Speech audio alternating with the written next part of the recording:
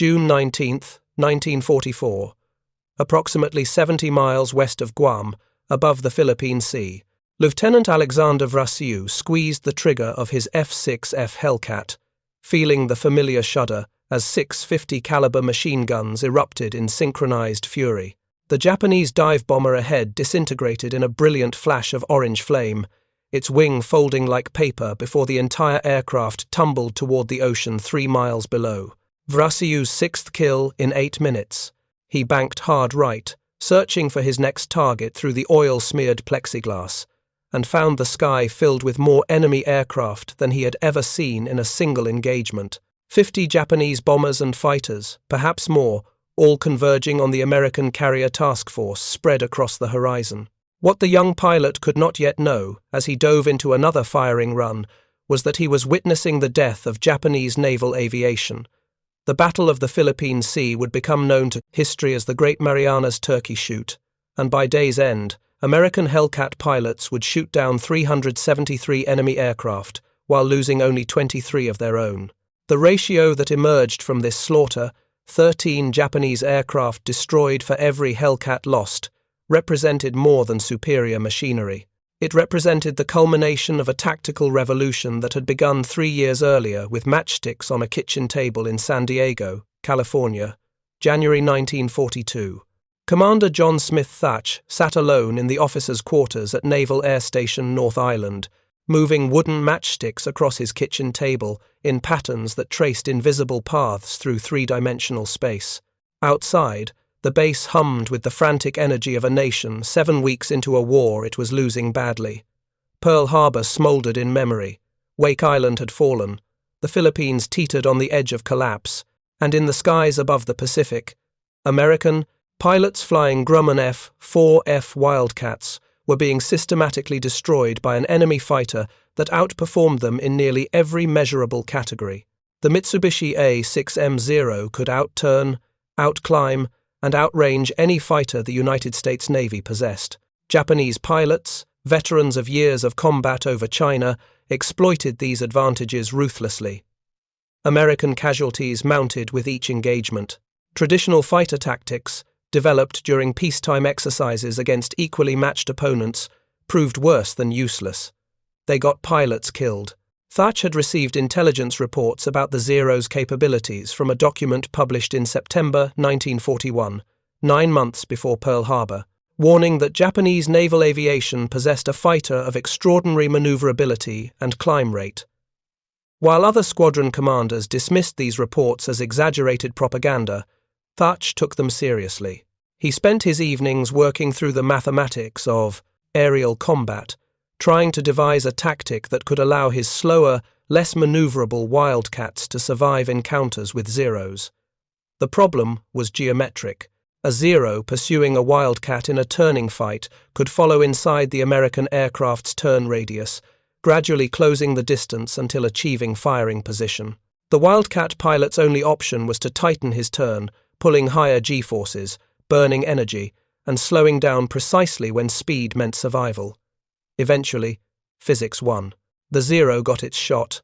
Thach moved his matchsticks in different configurations, single fighters, pairs, flights of 4. He imagined pursuit curves and firing angles, turn rates and closure speeds. The kitchen table became his laboratory, the matchsticks his aircraft, and his imagination supplied the third dimension that would make the difference between survival and death. After dozens of failed configurations, Thach arranged 4 matchsticks in a specific pattern, 2 pairs, flying side by side, separated by a distance equal to the Wildcat's turning radius. When he simulated an enemy attack on one pair, moving another matchstick to represent a Zero, something interesting emerged. As the pursued pair turned toward their partner section, the geometry shifted dramatically. The attacking Zero, committed to its pursuit, suddenly found itself flying toward 2 other Wildcats approaching head-on. The Japanese pilot faced an immediate choice with no good options: continue the attack and accept head-on fire from the second section, break off and lose his firing opportunity, or attempt to pursue both sections simultaneously, which was tactically impossible. Thach called the maneuver the beam defense position. The name reflected its purpose: creating a defensive formation that could transition to offensive action through coordinated movement. The principle was elegant in its simplicity. Two sections of fighters would weave back and forth across each other's flight paths, constantly crossing and recrossing, creating intersecting defensive bubbles. An enemy attempting to pursue one section would find himself entering the firing envelope of the other section. The maneuver exploited basic geometry to transform the Wildcats' weakness in turning performance into an advantage through coordinated teamwork. But theory meant nothing without validation. Thach needed to test whether the beam defense position worked in actual flight, or whether it existed only as an intellectual exercise with matchsticks. He approached Lieutenant Edward O'Hare, who commanded the 2nd Section in Thach's division. O'Hare, already recognized as one of the squadron's most skilled pilots, agreed to help test the new tactic. They arranged a practice flight with 8 Wildcats. Thach's 4 aircraft would play defenders, employing the beam defense position. O'Hare's 4 would play attackers, simulating the role of pursuing Zeros. To make the exercise realistic, Thach's defenders had their throttles wired to restrict engine power, simulating the performance disadvantage American fighters faced against the Zero. If you're enjoying this deep dive into the story, hit the subscribe button and let us know in the comments from where in the world you are watching from today. O'Hare's attackers flew without restrictions, giving them superior speed and energy to work with.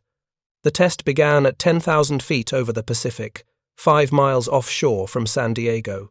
O'Hare positioned his 4 Wildcats in a standard attack formation and dove on Thach's section from above and behind, the classic bounce that had killed so many American pilots in the war's opening months.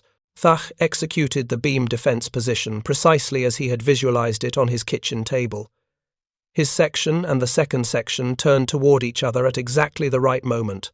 O'Hare, focused on getting a firing solution on Thach's aircraft, suddenly found 2 other Wildcats approaching him head-on at a combined closure rate of over 600 miles per hour.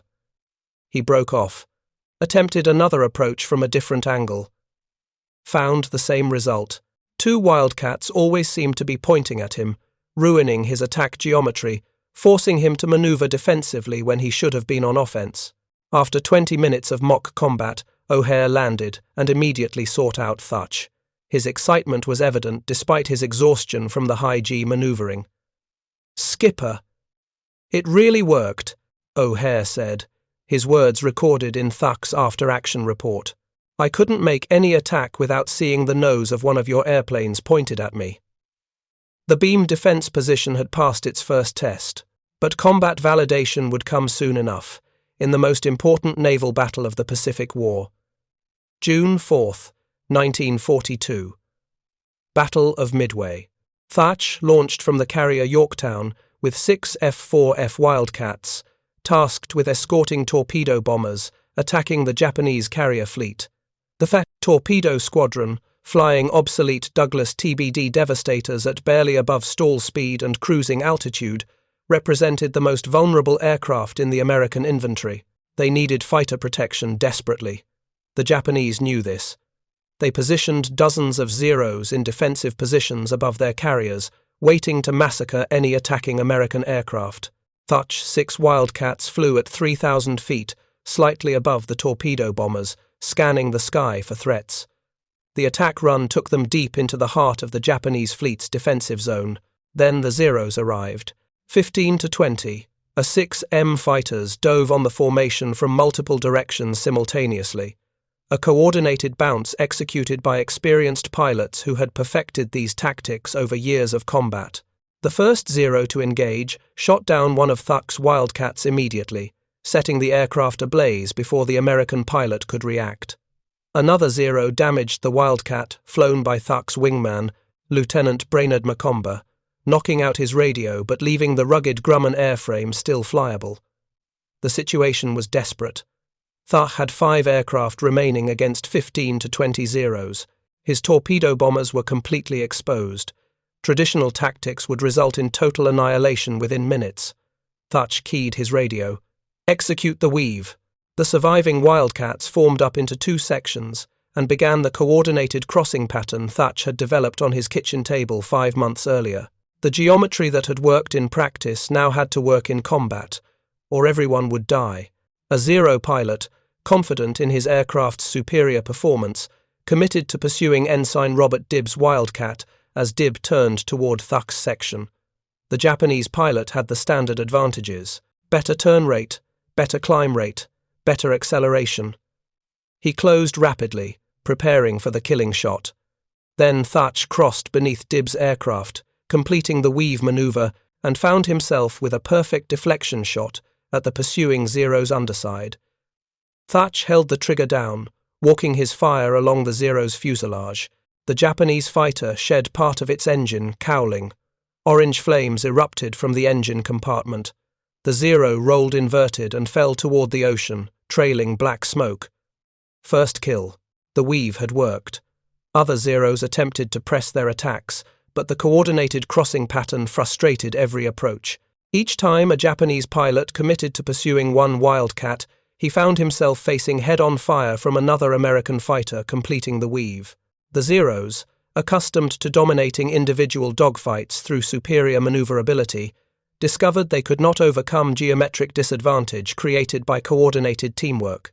Thach shot down 2 more Zeros during the engagement. His remaining pilots survived. The torpedo bombers, though ultimately unsuccessful in hitting any Japanese carriers, completed their attack runs with fighter protection that kept most of them alive long enough to drop their weapons.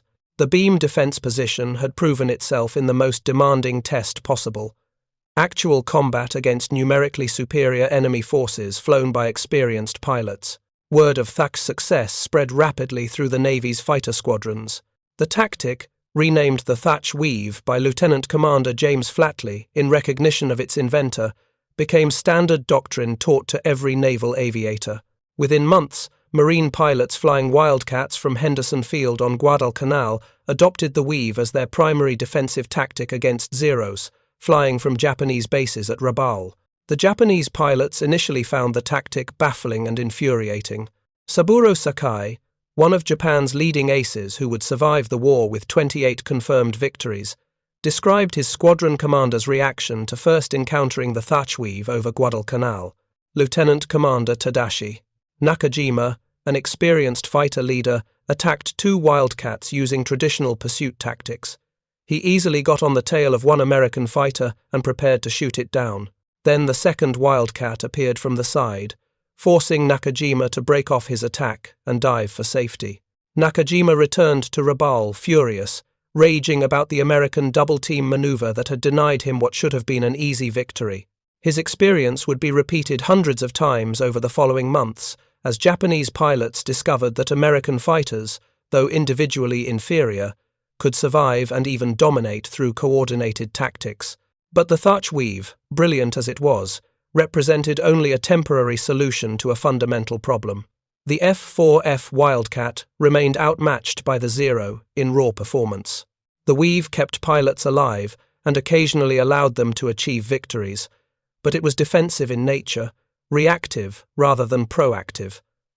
What the Navy needed was an aircraft that could challenge the Zero on equal or better terms.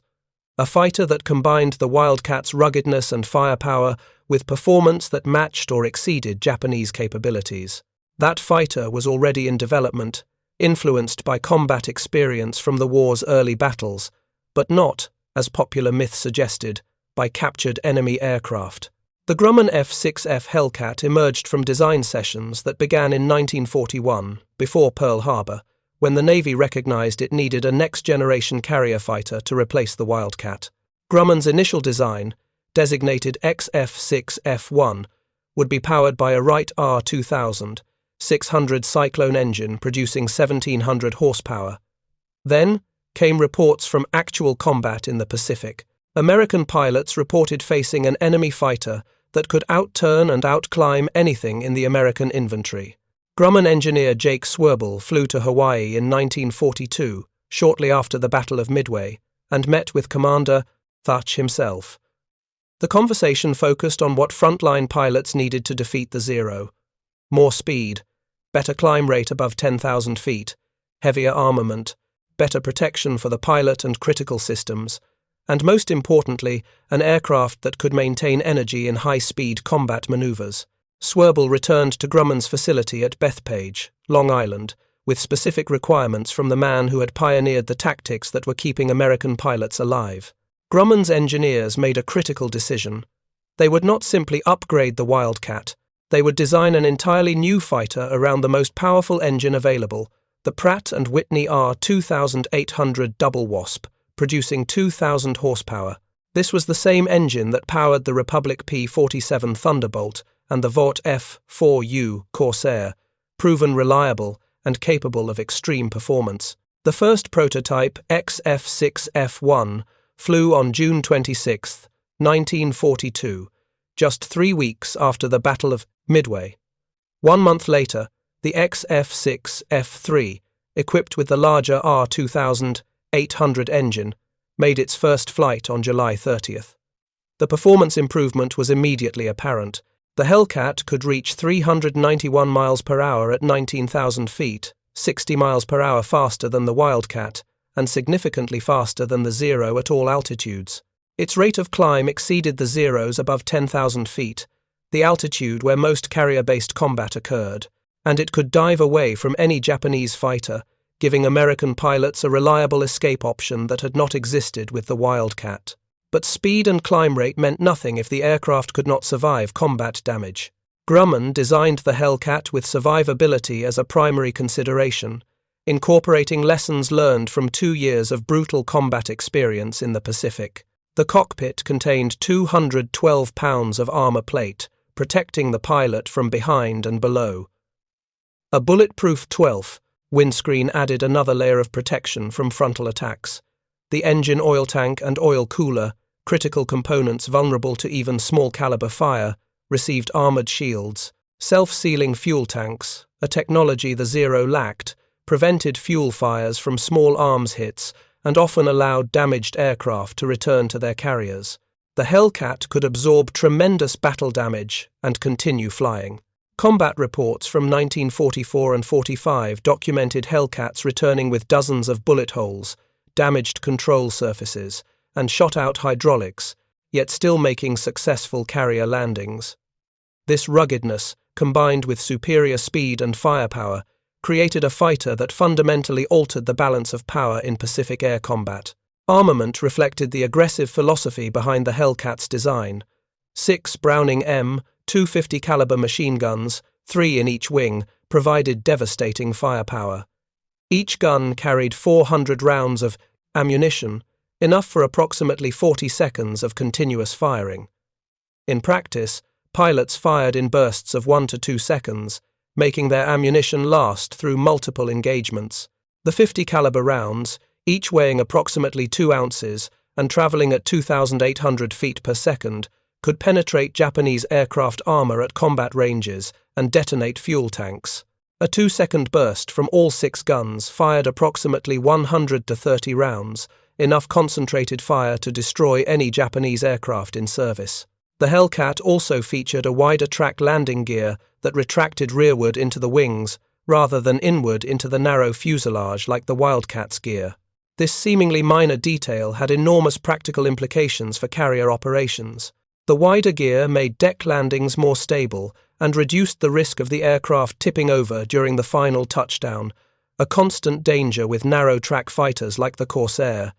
The Hellcat's docile landing characteristics made it ideal for newly trained pilots transitioning to carrier operations, a critical advantage as the Navy rapidly expanded its aviation forces during 1943 and 44. Production began in October 1942 at Grumman's Bethpage facility. The first combat-ready F6F3 Hellcats reached fleet squadrons in early 1943, just 16 months from prototype to operational deployment. This remarkably short development cycle reflected both the quality of Grumman's initial design and the urgency of wartime requirements. Fighting Squadron 9, VF9, received the first Hellcats and deployed aboard the carrier Essex in March 1943. The pilots, most of whom had combat experience in Wildcats, immediately recognized the Hellcat's advantages. It flew faster, climbed better, and hit harder than anything they had previously flown. But more importantly, it felt stable and predictable. A fighter that, Average pilots could fly competently, and exceptional pilots could fly brilliantly. The Hellcat made its combat debut on August 31, 1943, when aircraft from USS Essex and USS Independence attacked Marcus Island. 2 Hellcats were lost to anti-aircraft fire. No Japanese fighters managed to take off. Several enemy aircraft were destroyed on the ground. The mission was tactically insignificant but historically important.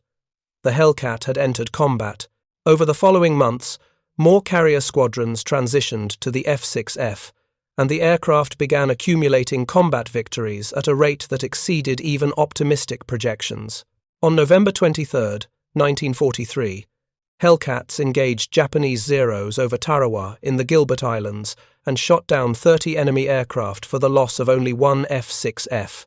The ratio, 30-1, suggested something fundamental had changed in Pacific air combat.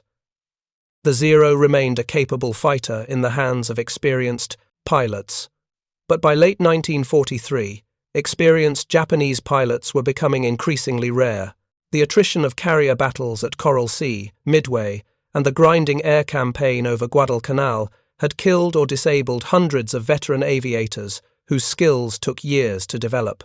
Their replacements, rushed through abbreviated training programs as Japan's industrial base struggled to maintain aircraft production, lacked the experience and proficiency that had made early war Japanese naval aviation so formidable.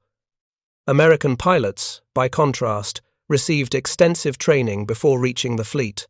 By 1944, the average Navy fighter pilot arrived at his squadron with 300 hours of flight time, including advanced gunnery training against towed targets and realistic combat simulation exercises. This training advantage, combined with the Hellcat's superior performance and ruggedness, created a tactical situation where American pilots consistently outperformed their Japanese counterparts. But numbers and training alone did not explain the Hellcat's success. The tactical doctrine pioneered by Thach with his Weave maneuver had evolved into a comprehensive approach to fighter combat that maximized the Hellcat's advantages while minimizing the Zero's remaining edge in slow speed, maneuverability. The standard American fighter formation by 1944 consisted of 4 aircraft flying in 2-plane sections. The section leader and his wingman flew in a flexible finger-4 formation that allowed rapid response to threats from any direction.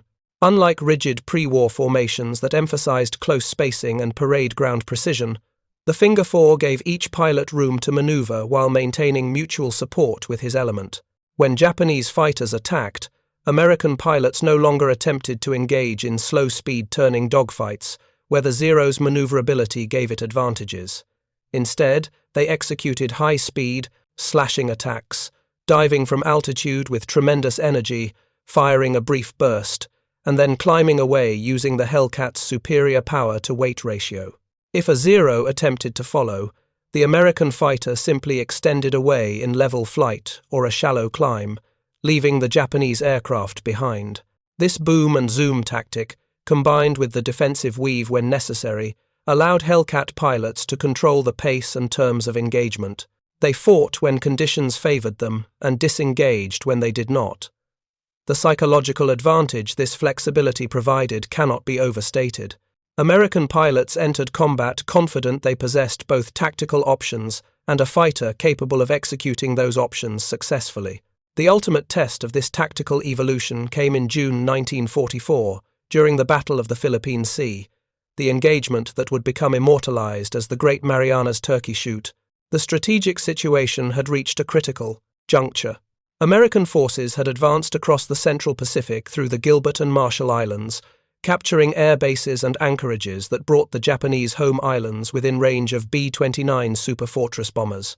The next objective was the Mariana Islands, specifically Saipan, Tinian, and Guam, which would provide bases even closer to Japan and potentially cut off the empire's southern resource areas.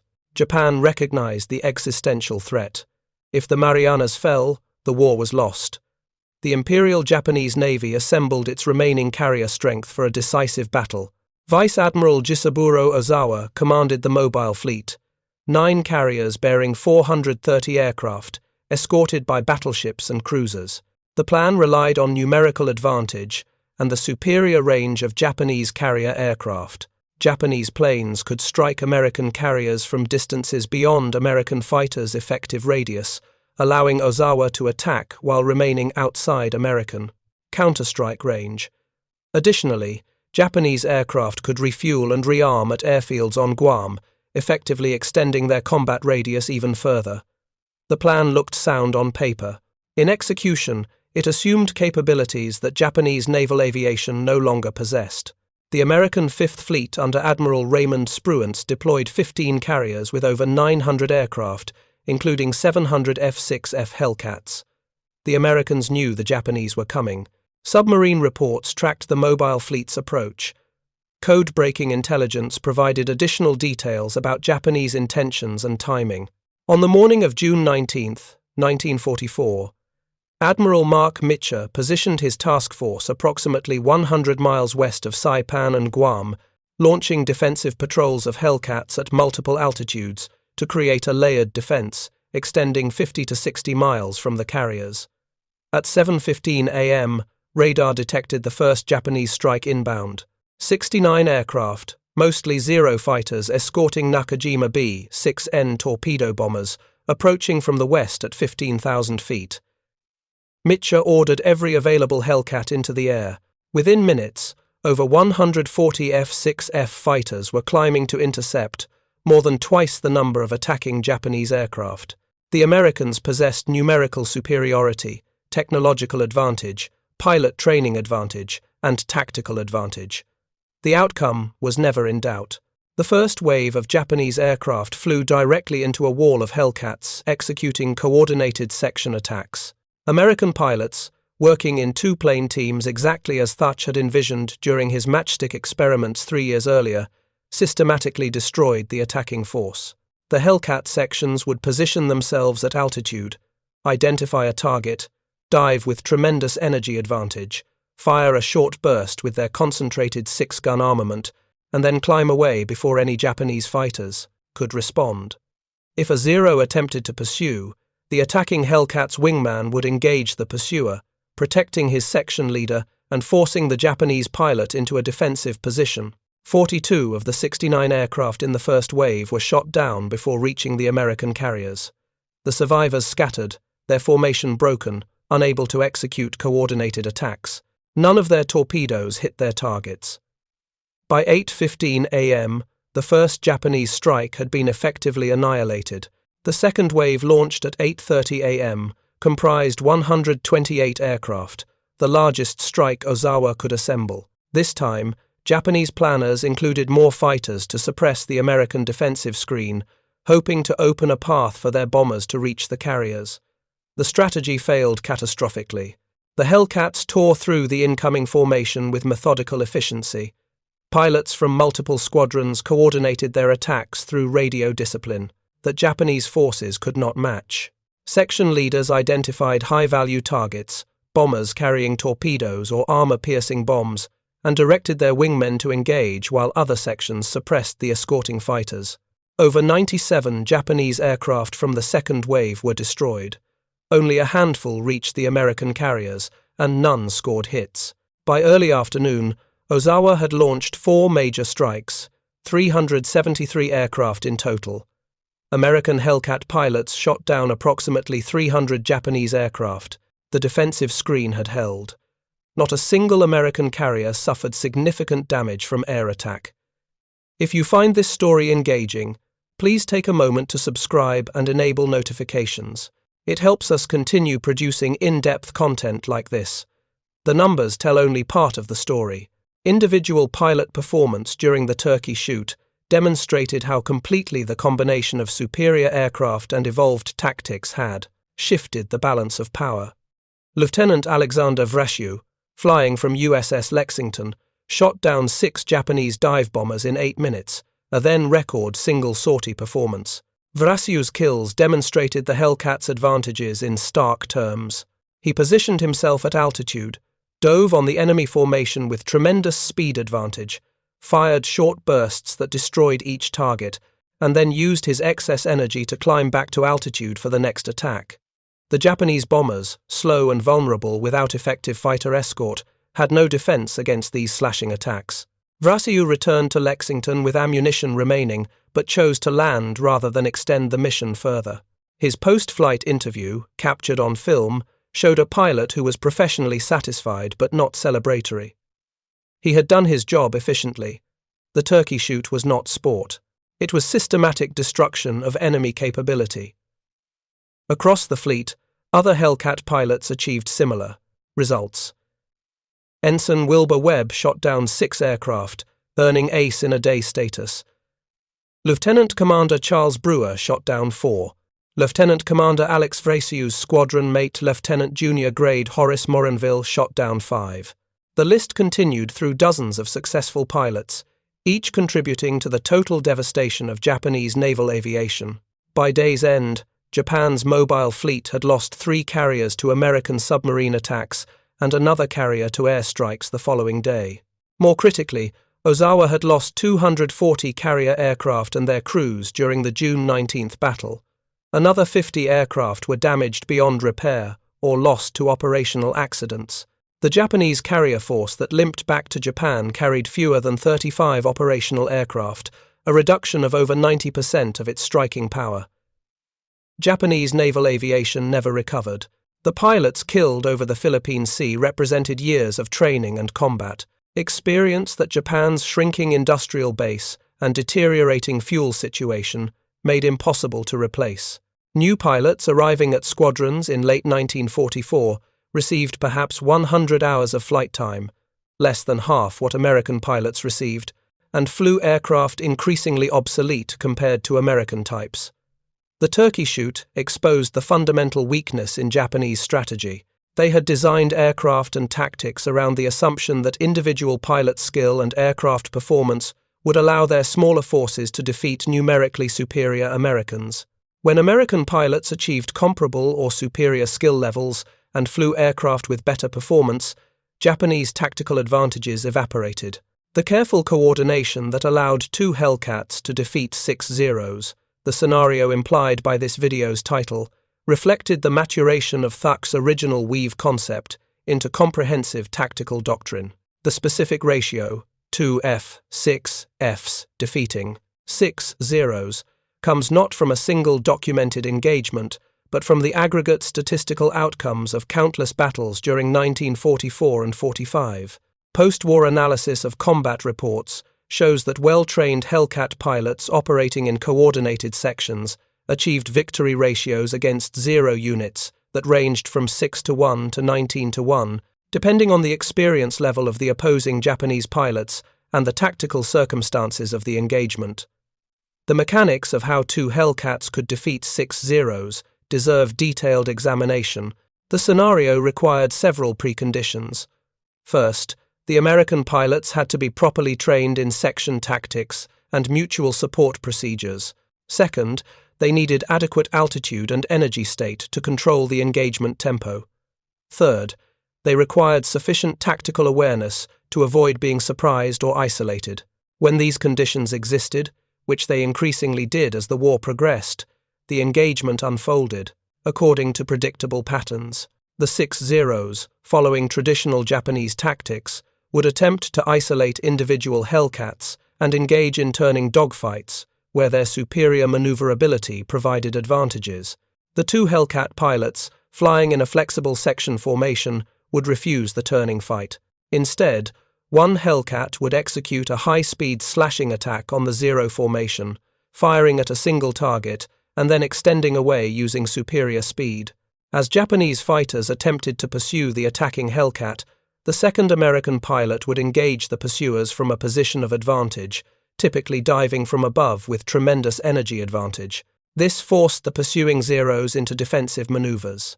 The initial attacking Hellcat, having extended beyond effective pursuit range, would then reverse course and re-engage, catching the now defensive Zeros from yet another angle.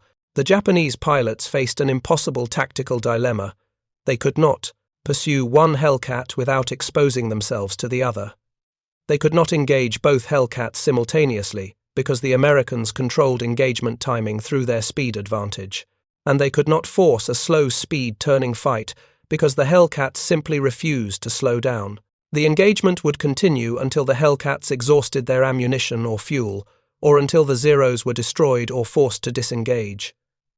Combat reports from 1944 show that the Hellcats usually won. The ratio might not always have been 2 versus 6, but two Hellcats working together consistently defeated numerically superior Zero formations when the American pilots maintained tactical discipline. This capability fundamentally altered the strategic balance in the Pacific.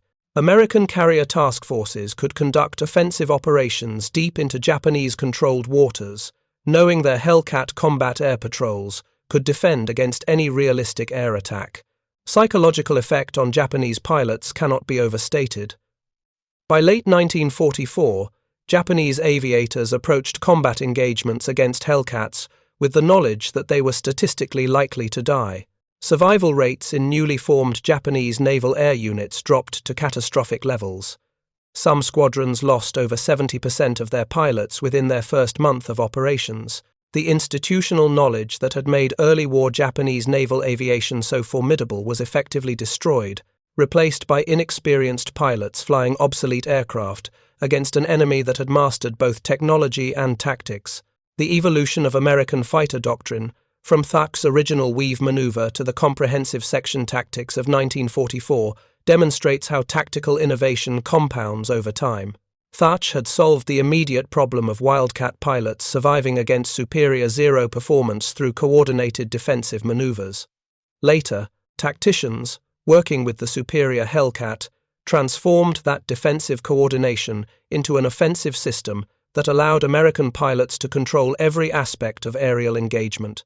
The Battle of Leyte Gulf, in October 1944, provided another dramatic demonstration of Hellcat effectiveness in the hands of skilled pilots employing advanced tactics. Commander David McCampbell, Air Group Commander of USS Essex and already an accomplished ace, launched with his wingman Ensign Roy Rushing to intercept a large formation of Japanese aircraft approaching the American fleet. McCampbell discovered his fuel tank was only half full due to a mechanical error during launch. He proceeded anyway. The two Hellcat pilots encountered approximately 60 Japanese aircraft, a mix of bombers and fighter escorts. Rather than wait for reinforcements, McCampbell and Rushing attacked immediately.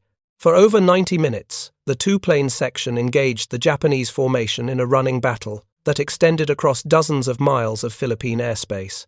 McCampbell personally shot down 9 enemy aircraft, 7 Zeros and 2 Nakajima Ki-43 Oscars, setting a single-mission record for American naval aviation that has never been equaled.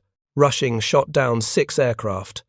Together, the two pilots destroyed 15 enemy aircraft and disrupted the entire Japanese strike, preventing any bombers from reaching their targets. This engagement encapsulated everything the Hellcat and evolved American tactics represented. Two pilots, flying technologically superior aircraft and employing sound tactical doctrine, defeated a force 30 times their number. McCampbell did not achieve this through reckless aggression or lucky circumstances. He and Rushing worked as a coordinated team, alternating attacks and providing mutual support, exactly as Thach had envisioned 3 years earlier when arranging matchsticks on a kitchen table in San Diego. McCampbell returned to Essex with his fuel, gauges showing empty, the engines running on vapor for the final miles of his approach. He made a successful carrier landing, climbed out of his cockpit, and filed a combat report detailing his 9 victories with characteristic understatement. Post-flight inspection of his Hellcat revealed nearly exhausted ammunition and multiple bullet strikes from Japanese return fire that had caused no critical damage, another testament to the aircraft's rugged construction. McCampbell received the Medal of Honor for his actions that day. He would finish the war as the Navy's leading ace with 34 confirmed victories, every one achieved while flying the F6F Hellcat. His success reflected individual skill, but also the quality of the weapon system he flew, and the tactical doctrine that guided his employment of that system. The Hellcat's combat record speaks for itself through statistics that seem almost impossible. Of the 12,275 F6F Hellcats produced during the war, operational squadrons destroyed 5,156 enemy aircraft.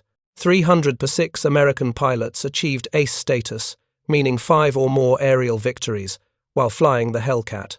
The overall kill ratio reached 19-1, 19 enemy aircraft destroyed for every Hellcat lost in air combat. Against the specific opponent it was designed to defeat, the Mitsubishi Zero, the ratio reached 13-1. These numbers represented more than superior technology. They represented the culmination of tactical evolution that began with John Thach's matchsticks and reached full maturity in the hands of hundreds of well-trained pilots flying an aircraft designed to execute specific tactical concepts. The Hellcat accounted for 75% of all aerial victories achieved by the United States Navy and Marine Corps during World War II in the Pacific theater. This dominance extended across every category of engagement, from defensive combat air patrols over carrier task forces to offensive fighter sweeps over enemy airfields to ground attack missions supporting amphibious operations. The aircraft proved versatile beyond its original design requirements, carrying 2,000-pound bombs and high-velocity rockets for ground attack while maintaining its fighter capabilities. Night fighter variants equipped with radar extended American air superiority into darkness, destroying Japanese aircraft attempting to attack under cover of night. By late 1944, Hellcat night fighters were achieving victories that would have been impossible just 2 years earlier, using radar to detect, intercept, and shoot down enemy aircraft in complete darkness. The broader strategic implications of American air superiority achieved through the F6F Hellcat extended far beyond individual air battles. With reliable fighter protection, American carriers could operate close to enemy territory without excessive risk. Amphibious operations proceeded under air cover that prevented effective Japanese aerial intervention. Supply lines remained open. Strategic bombing campaigns against Japanese home islands and industrial targets proceeded with acceptable losses. Every aspect of the Pacific campaign benefited from the air superiority that Hellcat squadrons provided. Japanese strategy had no effective counter. Their aircraft industry could not produce fighters with performance matching the Hellcat. Their training programs could not generate pilots with skill levels matching American standards. Their tactical doctrine, built around individual aircraft superiority and pilot skill, collapsed when Americans achieved advantages in both categories. By 1945, Japanese aviation had been reduced to kamikaze attacks, suicide missions by pilots with barely enough training to take off and fly to target areas. These attacks achieved some success through their willingness to accept total losses, but they represented the bankruptcy of Japanese conventional air combat capability. The Hellcat played a critical role in defending against kamikazes, shooting down hundreds of suicide aircraft before they could reach their targets. Some kamikaze aircraft did get through the defensive screens and caused significant damage to American ships, but the attrition rate was unsustainable, even for a nation willing to expend its pilots as expendable weapons.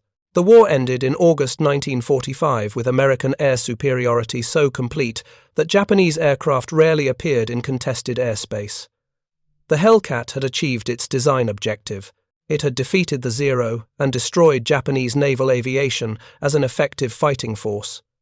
In the immediate post-war period, the Hellcat was rapidly phased out of frontline service. The aircraft that had dominated Pacific skies from 1943 through 1945 found itself obsolete by 1948.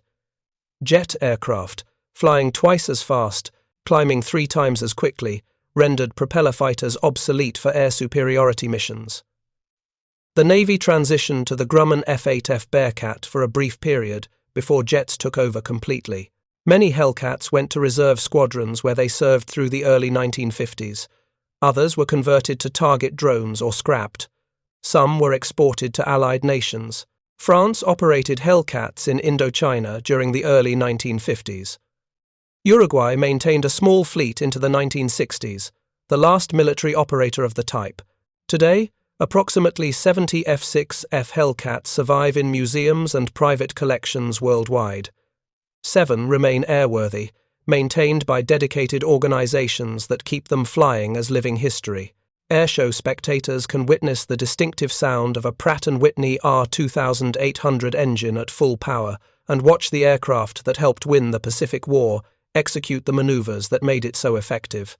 Each flight connects contemporary audiences to a critical period in history when tactical innovation and technological capability converged to produce overwhelming advantage. The story of the Thach Weave and the F6F Hellcat demonstrates principles that remain relevant in modern warfare. Superior technology alone does not guarantee success.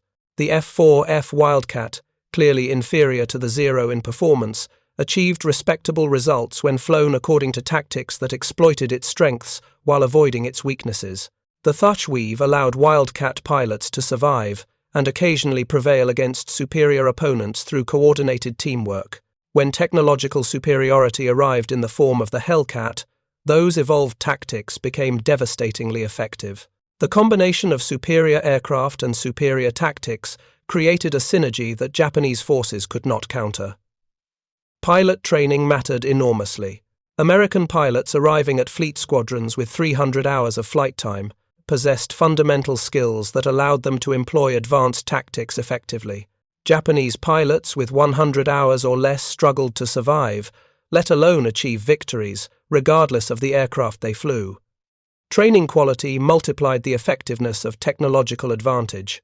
Tactical flexibility provided options that rigid doctrine could not match.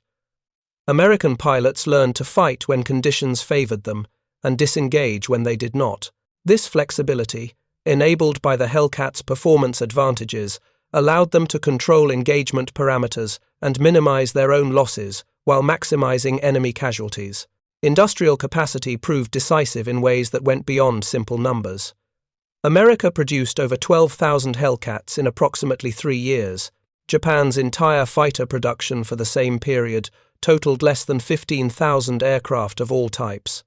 American carriers operated with maintenance support, spare parts, and replacement, aircraft that kept operational readiness high. Japanese carriers, by late war, often sailed with half their air groups because aircraft and pilots were unavailable.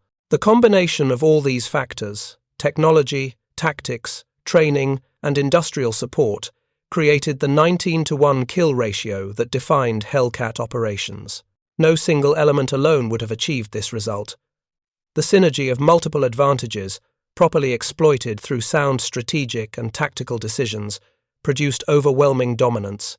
The specific scenario, implied by this narrative's title, 2 F6F Hellcats defeating 6 Zeros, was not myth or propaganda. It occurred repeatedly throughout 1944 and 1945, wherever American and Japanese forces met in aerial combat. The geometry Thach discovered with matchsticks on a kitchen table, refined through combat experience and amplified by technological superiority, made it possible for small numbers of properly employed American fighters to defeat larger Japanese formations. Thank you for watching. For more detailed historical breakdowns, check out the other videos on your screen now, and don't forget to subscribe.